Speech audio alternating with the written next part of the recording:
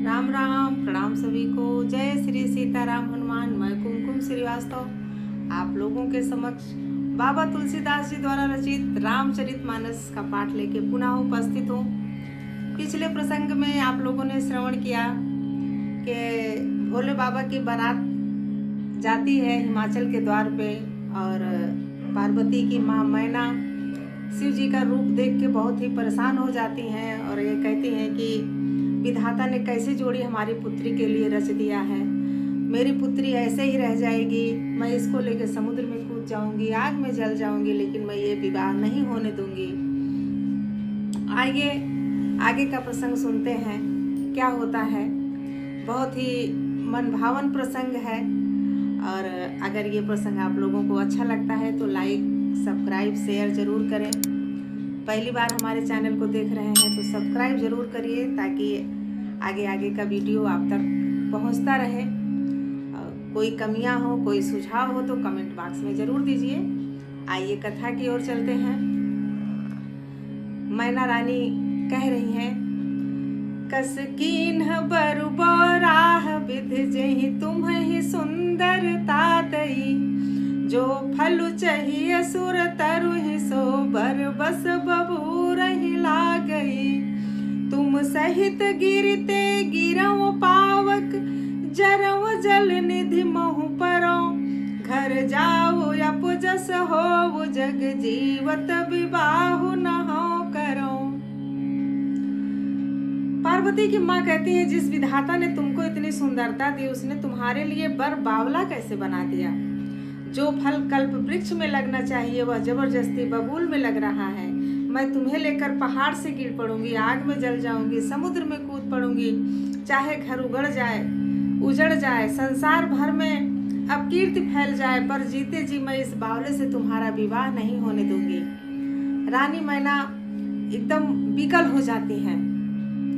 भई विकल अबला सकल दुखित देख गिरनार, कर बिलाप रोदति बदति सुता स्नेहु सम्हारी।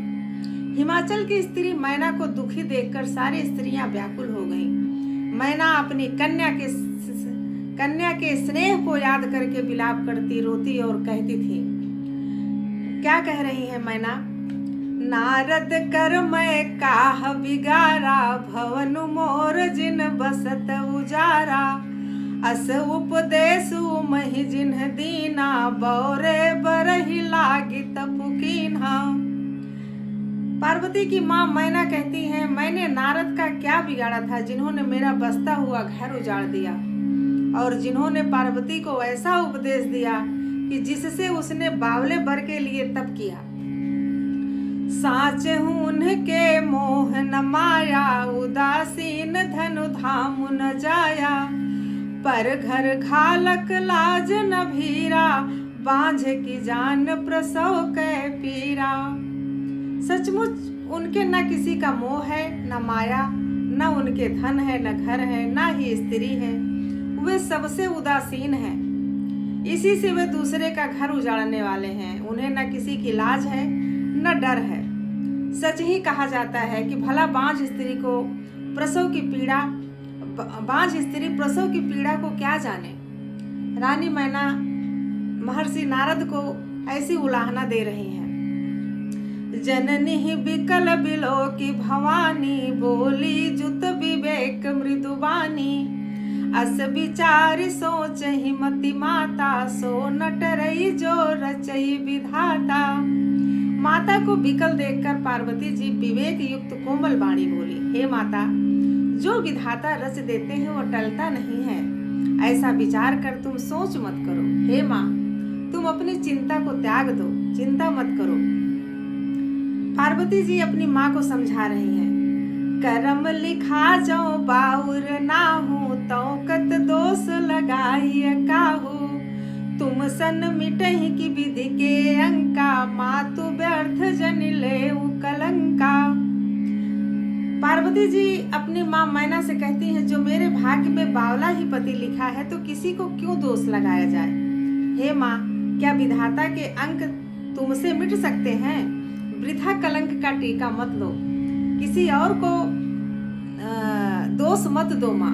जो हमारे भाग्य में लिखा है वही होगा। समझाते हैं पार्वती अपनी माँ को, कहती हैं जनि लेहु मातु कलंक करुणा परिहरहु अवसर नहीं, दुख सुख जो लिखा लीलार हमरे जाब जह पाऊब तही, सुनी उमा बचन विनीत कोमल सकल अबला सोचही, बहु भांति विधि लगाए दूषण नयन बारी विमोचही। पार्वती जी कहती हैं, हे माता कलंक मत लो, रोना छोड़ दो, यह अवसर विषाद करने का नहीं है। मेरे भाग्य में दुख सुख लिखा है, उसे मैं जहाँ जाऊंगी वहीं पाऊंगी। पार्वती जी के ऐसे विनय भरे कोमल वचन सुनकर सारी स्त्रियां सोच करने लगी और भांति भांति से विधाता को दोष देकर आंखों से आंसू बहाने लगी। तेहि अवसर नारद सहित अरु ऋषि सप्त समेत, समाचार सुनि तुहिन गिरि गवने तुरत निकेत। इस समाचार को सुनते ही हिमाचल उसी समय नारद जी और सप्तऋषियों को साथ लेकर अपने घर गए। तब नारद सब ही समुझावा, पूरब कथा प्रसंग सुनावा। मैना को परेशान देख के हिमाचल सप्तऋषियों सहित नारद जी को वहां लेके गए, उनको समझाने के लिए। तब नारद सब ही समुझावा, पूरब कथा प्रसंग सुनावा, मैना सत्य सुनहु मम बानी, जगदम्बा तो सुता भवानी। तब नारद जी ने पूर्व जन्म की कथा सुनाकर सबको समझाया और कहा कि हे मैना, तुम मेरी सच्ची बात सुनो, तुम्हारी यह लड़की साक्षात जगत जननी भवानी है। अजा अनादि शक्ति अविनाशिनी, सदा शंभु अर्धंग निवासिनी, जग संभव पालन लयकारिणी, निज इच्छा लीला बपुधारिणी। ये अजन्मा अनादि और अविनाशी शक्ति है, सदा शिव जी के अर्धांग में रहती हैं। ये जगत की उत्पत्ति पालन और संहार करने वाली हैं और अपनी इच्छा से ही लीला शरीर धारण करती हैं। इसलिए आप जरा सा भी मन में अपने शंका मत लाओ, जरा सा भी दुख मत लाओ। अब नारद जी उनको बता रहे हैं, उनके पूर्व जन्म की कथा पार्वती की सुना रहे हैं मैना को। जन्मी प्रथम दक्ष गृह जाई, नाम सती सुंदर तनु पाई, तहु सती शंकर ही विवाही, कथा प्रसिद्ध सकल जग माही। पहले ये दक्ष के घर जाकर जन्मी थी, तब इनका सती नाम था। बहुत सुंदर शरीर पाया था, वहां भी सती शंकर जी से ही ब्याही गई थी। यह कथा सारे जगत में प्रसिद्ध है। एक बार आवत शिव संगा, देखे रघुकुल कमल पतंगा, भयउ मोह शिव कहा न कीन्हा, भ्रम बस बेसुसीय कर लीन्हा। एक बार इन्होंने शिव जी के साथ आते हुए राह में रघुकुल रूपी कमल के सूर्य श्री रामचंद्र जी को देखा, तब इन्हें मोह हो गया और इन्होंने शिव जी का कहना न मानकर भ्रम बस सीता जी का वेश धारण कर लिया। अब सीता जी का वेश धारण जब कर ली तो क्या हुआ, ये भी कथा नारद जी मैना को बता रहे हैं। सिय वेशु सती जो कीन्हते ही, अपराध शंकर परिहरी, हर बिरह जाय बहोरी, पितु के यज्ञ जोगा नल जरी। अब जन्म तुम्हारे भवन, निज पति लागे दारुण तपु किया, अस जान संशय तजहु गिरिजा, सर्वदा शंकर प्रिया। सती जी ने जो सीता का वेश धारण किया, उसी अपराध के कारण शंकर जी ने उनको त्याग दिया था। फिर शिव जी के वियोग में अपने पिता के यज्ञ में जाकर वही योगाग्नि में भस्म हो गई। तब इन्होंने तुम्हारे घर जन्म लेकर अपने पति के लिए कठिन तप किया। ऐसा जानकर संदेश छोड़ दो, पार्वती जी तो सदा ही शिव जी की प्रिया है, सदा ही उनकी अर्धांगिनी है। इसलिए आप सारा संशय छोड़ के अपने दुख को त्यागो, अपने हृदय को दुखी मत करो। सुनि नारद के वचन तब सब कर मिटा विषाद, क्षण महु व्याप्यो सकलपुर घर घर यह संवाद। तब नारद जी के वचन सुनकर सबका विषाद मिट गया और क्षण भर में यह समाचार सारे नगर में फैल गया। जो सारे नगर के वासी परेशान थे कि ये कैसा दूल्हा पार्वती जी के लिए आया है, सब ये समाचार फैल गया पूरे नगर में, तो सबका विषाद मिट गया। तब मैं ना हिमवंतु अनंदे, पुनि पुनि पार्वती पद बंदे, नारी पुरुष शिष जुवा सयाने, नगर लोग सब अति हर्षाने।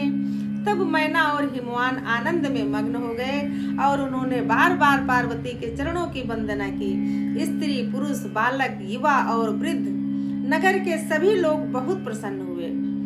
लगे होनपुर मंगल गाना, सजे सब ही हाटक घटनाना, भांति अनेक भई जेवनारा, सूप शास्त्र जस कछु व्यवहारा। नगर में मंगल गीत गाए जाने लगे और सब ने भांति भांति के सुवर्ण के कलश सजाए।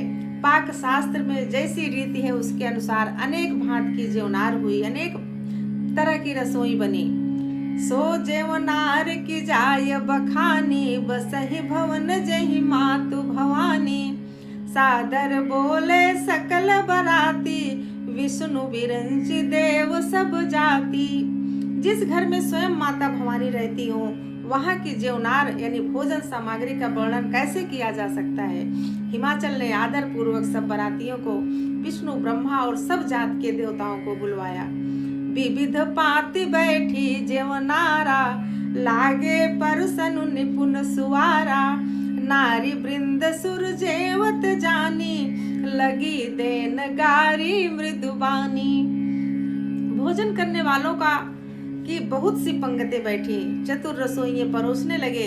स्त्रियों की मंडलियां देवताओं को भोजन करते जानकर कोमल वाणी से गालियां देने लगी। अब इस प्रसंग में देखिए कि रानी मैना का संशय नारद जी सप्तऋषियों ने पार्वती जी के बारे में बताकर उनका संशय दूर किया, दुख दूर किया। उसके बाद खुशी खुशी बारात सजी, जेवनार हो रही है। जेवनार में ये तब से प्रथा चली आ रही है कि जब बाराती लोग भोजन करने बैठते हैं, भोजन करने लगते हैं, तो जेवनार के समय प्रेम की गाली गीत गाई जाती है। और आज भी ये प्रथा है।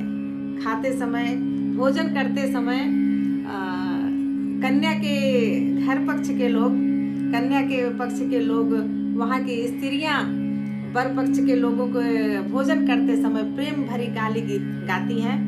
और आज के प्रसंग को हम यहीं विराम देते हैं। पार्वती जी के कन्या पक्ष की स्त्रियां क्या गाली गीत गाती हैं, आगे प्रसंग क्या है, क्या कथा है, अगले प्रसंग में लेके फिर से उपस्थित होंगे। तब तक के लिए राम राम।